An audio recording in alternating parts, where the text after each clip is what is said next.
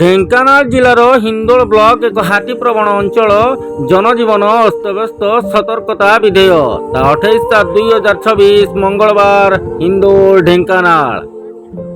ଆଜକୁ କିଛି ବର୍ଷ ହେଲାଣି ହିନ୍ଦୋଳ ବ୍ଲକର ବିଭିନ୍ନ ଅଞ୍ଚଳରେ ବାରମ୍ବାର ବଣୁଆ ହାତୀଙ୍କ ଉପଦ୍ରବ ବୃଦ୍ଧି ପାଇଛି। ଫଳରେ ଲୋକମାନଙ୍କର ଧନ ଓ ଜୀବନ ବିପଦରେ ଥିବାବେଳେ ସରକାର ତଥା ପ୍ରଶାସନର ଉଦାସୀନତା ନିହାତି ଭାବେ ଚିନ୍ତାଜନକ। ହାତୀ ଆକ୍ରମଣର ଶିକାର ହୋଇ ଜୀବନ ହାନି ହେଲେ କେବଳ କ୍ଷତିପୂରଣ ଦେଇ ଚୁପଚାପ ଶୋଇଛନ୍ତି।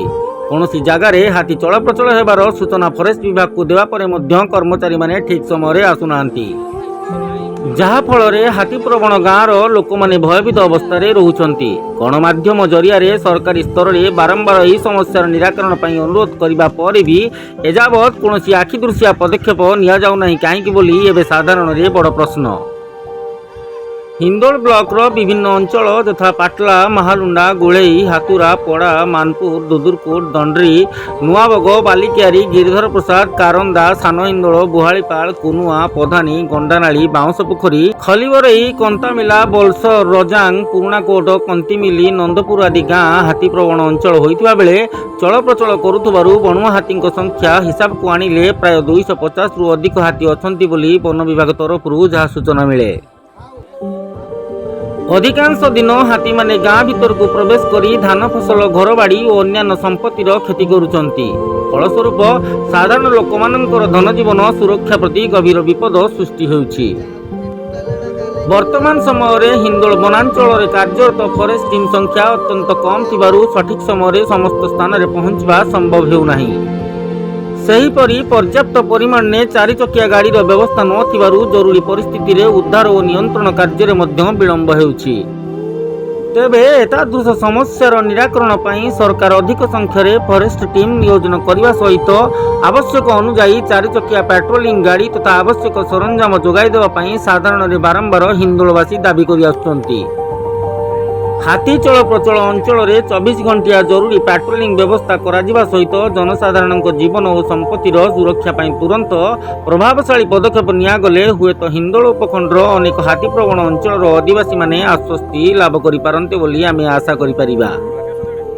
ବନ୍ୟ ହାତୀ ଜଙ୍ଗଲର ସମ୍ପଦ ଏବଂ ସେମାନେ ଆମ ପ୍ରକୃତିର ଏକ ଗୁରୁତ୍ୱପୂର୍ଣ୍ଣ ଅଂଶ। ତେଣୁ ହାତୀମାନଙ୍କୁ ଜଙ୍ଗଲ ଭିତରେ ଯାଇ ଟେକା ପଥର ମାରିବା, ଚିଡ଼ାଇବା, ଗୋଡ଼ାଇବା କିମ୍ବା ସେମାନଙ୍କ ସହ ଅସଦାଚରଣ କରିବା ଅତ୍ୟନ୍ତ ବିପଜ୍ଜନକ ଏବଂ ଆଇନତଃ ଅପରାଧ। ଏପରି କାର୍ଯ୍ୟ ଦ୍ୱାରା ହାତୀ ଉତ୍ତେଜିତ ହୋଇ ଲୋକଙ୍କ ଜୀବନ ଓ ସମ୍ପତ୍ତି ପ୍ରତି ବିପଦ ସୃଷ୍ଟି କରିପାରେ। ଜନସାଧାରଣଙ୍କୁ ଅନୁରୋଧ, ହାତୀ ଦେଖିଲେ ସୁରକ୍ଷିତ ଦୂରତା ବଜାୟ ରଖନ୍ତୁ, ଭିଡ଼ କରନ୍ତୁ ନାହିଁ, ସେଲ୍ଫି କିମ୍ବା ଭିଡ଼ିଓ ପାଇଁ ନିକଟକୁ ଯାଆନ୍ତୁ ନାହିଁ ଏବଂ ବନ ବିଭାଗର ନିର୍ଦ୍ଦେଶକୁ ପାଳନ କରନ୍ତୁ। ବନ୍ୟଜନ୍ତୁଙ୍କୁ ସୁରକ୍ଷା ଦେବା ଆମ ସମସ୍ତଙ୍କର ଦାୟିତ୍ୱ। ନିଜେ ସଚେତନ ହୁଅନ୍ତୁ ଏବଂ ଅନ୍ୟମାନଙ୍କୁ ମଧ୍ୟ ସଚେତନ କରନ୍ତୁ। ଜଙ୍ଗଲ ଭିତରକୁ ପ୍ରବେଶ କରି ବନ୍ୟ ହାତୀଙ୍କୁ ଘଉଡ଼ାଇବା, ଟେକାପଥର ମାରିବା, ଚିଡ଼ାଇବା କିମ୍ବା ବିରକ୍ତ କରିବା ସମ୍ପୂର୍ଣ୍ଣ ବେଆଇନ। ଏପରି କାର୍ଯ୍ୟ କରୁଥିବା ବ୍ୟକ୍ତିଙ୍କ ବିରୋଧରେ ବନ୍ୟଜନ୍ତୁ ସୁରକ୍ଷା ଆଇନ 1972 ଅନୁଯାୟୀ କଠୋର ଆଇନଗତ କାର୍ଯ୍ୟାନୁଷ୍ଠାନ ନିଆଯିବାର ପ୍ରାବଧାନ ରହିଛି।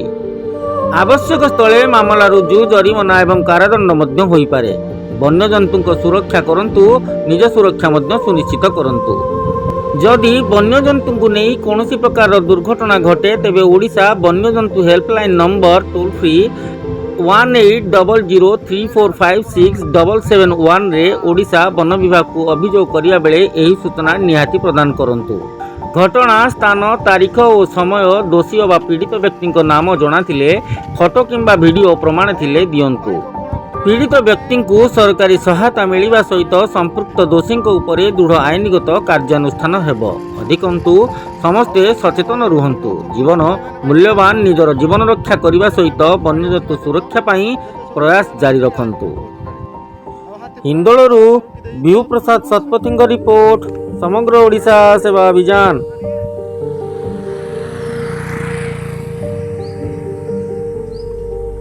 ଧୀରେ ଧୀରେ ବୁଲିବ।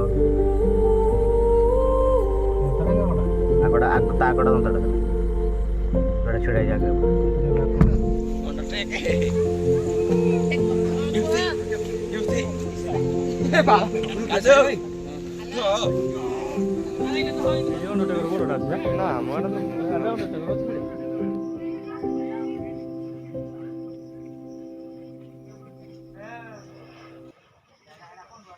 ବାହାରକୁ ଆସନ୍ତୁ ଆରେ। हाथी पाखापाखि भाई जातु ना भाई अंडरटेकटा मो अस्त्र अच्छी आप कहीं घर को जानु भाई तो मो अस्त्र अच्छी ମୋ ଅସ୍ତ୍ର ଅଛି ତଡ଼ିକି ମାରିବ ରହୁନୁ ଠିଆ ହଉନୁ ଏଟା କଣ ପଳଉଛ ମୋ ଅସ୍ତ୍ର ଅଛି अंडरटेकटा ପୁରା ଟଙ୍କା ହାତରେ ଡରି ଯାଉନି ଯୋଉ ତା ପାଖକୁ ଚାଲ ଚାଲ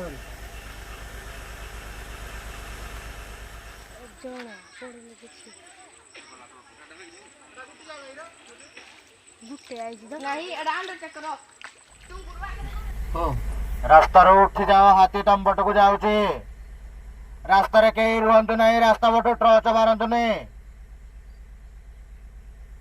दंता हाथी तम आड़ को जाऊे रास्ता कहीं रुहतु नहीं